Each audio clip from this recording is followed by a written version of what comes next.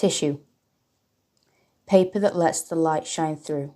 This is what could alter things. Paper thinned by age or touching, the kind you find in well-used books, the back of the Quran, where a hand has written in the names and histories, who was born to whom, the height and weight, who died where and how, or which sepia date.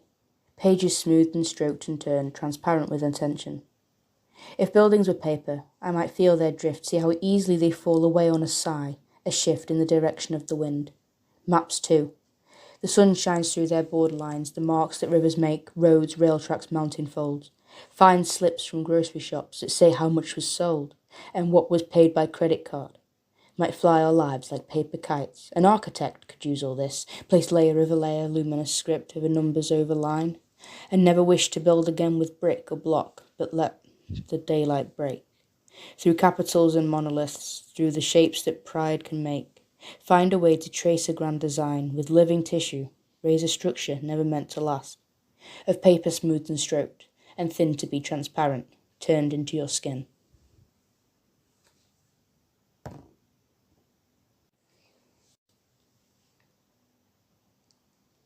The title here being tissue has almost a double meaning that is somewhat metaphorical. So tissue can refer to the thin paper that is used in many day-to-day activities, whereas it can also refer to human tissue, animal tissue, just living tissue. So we move straight into the first stanza where it says, paper that lets the light shine through. This is what could alter things. Paper thinned by age or touching. Here, the fact that paper is the first word in the first section of the stanza and the last is an indication of great importance. And it's giving even just this small stanza quite a cyclical structure already. So the first iterance of paper is an indication towards that which is man-made. So moving on to say that lets the light shine through, this is almost saying that we're shining a light on the truth. We're hinting towards change. Light can be quite symbolic of positivity and hope. And the fact that this paper allows for this light to shine through, it shows that it is thin, it's delicate, and it is not trying to hide whatever it is that's trying to hide behind.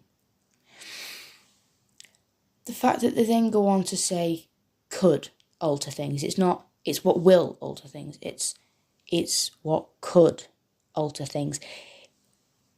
She's saying here that it could have the power to shape the future. If we allow it, if we allow ourselves, if we allow society, we have the power to shape the future. So then we move straight on into the next stanza, which reads, the kind you find in a well-used books, the back of the Quran, where a hand has written in the names and histories, who was born to whom. So here it goes straight into the use of the word Quran, alongside written in the names and histories. Here gives us a great sense of communication, inclusivity, and diversity. Because we're diving into where paper has held these stories, the truths, the sacred faiths of not just humanity, where it says histories and who was born to whom, but more so of cultures and religion. So it's saying here that the human hand has recorded our history, that we have sheets of paper that they state everything. As said here, where a hand has written in the names and histories, who was born to whom, the height and weight, who died where and how, on which sepia date. This is showing that we have in-depth recording of births, deaths, places, names, histories. It's almost like we're recording evidence for an experiment, or recording the rules or the occurrences for a game. So to then go on and say, pages smoothed and stroked and turned. These are very gentle words to use. So it shows delicacy and the idea that these pages that hold all this history, all this information, all these details, they need care and handling well. They need the tender loving care or TLC for people, and the society ought to care more for other people. Continuing with this, there is a volta, so a shift in tone, within the next stanza where it goes on to then say, if buildings were paper, I might feel their drift, see how easily they fall away on a sigh, a shift in the direction of the wind. Here she's saying that buildings are man-made. They lack permanence. They're not going to stay there forever. It's temporary. No matter what we do on this earth, it's temporary. So all these buildings, these documents, these pieces of paper, it's all temporary. And here she's making it very, very clear that that is what she believes. So when we then move on to see her say maps too. The sun shines through their borderlines, the marks that rivers make, roads, rail tracks, mountain folds. Find slips from grocery shops that say how much was sold, and what was paid by credit card might fly our lives like paper kites. So within this section, this stanza, the alliteration of rivers, roads, rail tracks, this gives a sense of freedom, because it's like it's rolling off the tongue. You're finally able to pronounce these words. You're finally able to let this go. It's a sense of freedom. And these rivers, these are natural divisions, not man-made. Let's put a wall. Let's make a canal. These are rivers. These are natural divisions. The sun shines through their borderlines. The sun is powerful, permanent force. These borders are temporary, but that sun, the power and the force, the permanence, doesn't change. Those borders, they can change. They can get knocked down. They can get destroyed. They can be removed. They can be changed. They can be taken away. The sun's power and force cannot. So then moving down to the beginning of that next stanza where it reads, find slips from grocery shops that say how much was sold, and what was paid by credit card might fly our lives like paper kites.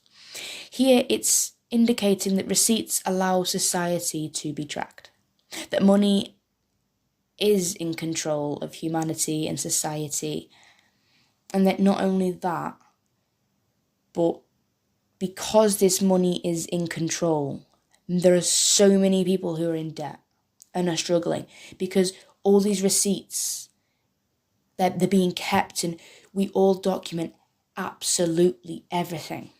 Even talking now in modern society, how often when you're on social media do you recognise that other people are sharing a lot about their lives? A lot of people, they document everything. So here, that's what this is saying. It's almost like the future was, to some extent, predicted by this, because Imtiaz has kind of gone with the flow and let us know about how society was and how society may continue to grow, though it's just getting to the point, like in this poem where it does say fine slips from grocery shops that say how much was sold, that these receipts, this money, this debt, it's controlling us. That this money is taking over. Our lives are controlled by it. So to move on to that next small stanza, an architect could use all this, place layer over layer, luminous script over numbers over line, and never wish to build again with brick. So here, using that sentence layer over layer, it's reinforcing the idea that not just paper, not just human tissue, not just anything specific, it's more society, the world, the environment. There are layers to everything, and that this light and fragility is a major aspect in that. So to then move on again and say, and never wish to build again with brick. This consonance emphasizes solidity because brick is a very hard substance. So when builders, they're building with these bricks, they're putting them up, they're creating this brick wall, this hard barrier. Whereas here they're indicating that they might not want to be building these barriers. They don't want to be putting the solidity down. They want to just be free, have freedom. So to move on to one of the final stanzas, it reads, but let the daylight break through capitals and monoliths, through the shapes that pride can make. Find a way to trace a grand design. So even here in that very small space, it's making clear that light is enduring, it's powerful, it's got so much more authority over everything. Light is what depicts the difference between good and bad, between day and night, between being able to see, being not able to see. There are so many ways in which you can refer to the idea of light and how that can be differently adapted to many scenarios. But here where it says the shapes that pride can make, this is a direct criticism of human pride. Because there are so many circumstances in which humans inflate the unimportant aspects of life. So there are so many things that could be focused on that would make such a massive difference. But instead, we inflate the smaller issues. We take our pride over everything. We make all these little things seem like such big, important, significant aspects of our lives that we can't live without. But we can. These aren't the most significant aspects of our life. There are so many more things that are more important, especially like society and other people. So then, finally, in this last stanza, it reads, with living tissue, raise a structure never meant to last. Of paper smoothed and stroked, and thin to be transparent, turned into your skin. So here it's saying that with living tissue is a direct comparison between paper to human life and society. It's a metaphor for these people who are living in society and the fact that this life is only temporary, that no matter what we do, we're only temporary. So we may as well do the best we can and do the most we can. Smoothed and stroked are two adjectives that have been repeated from stanza 3.